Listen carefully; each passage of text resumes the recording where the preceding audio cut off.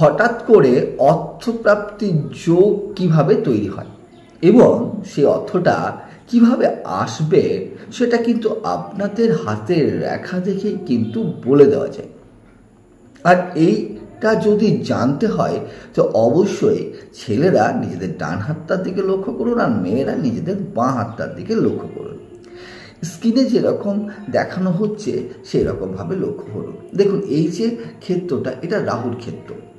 এই রাহুর ক্ষেত্র থেকে কোনো রেখা যদি সোজা গিয়ে শনির ক্ষেত্র পর্যন্ত চলে যায়, যেভাবে ছবিটা দেখানো হচ্ছে, তাহলে সেই জাতক বা জাতিকার হঠাৎ করে অর্থপ্রাপ্তি ঘটবে, কিন্তু সেই অর্থটা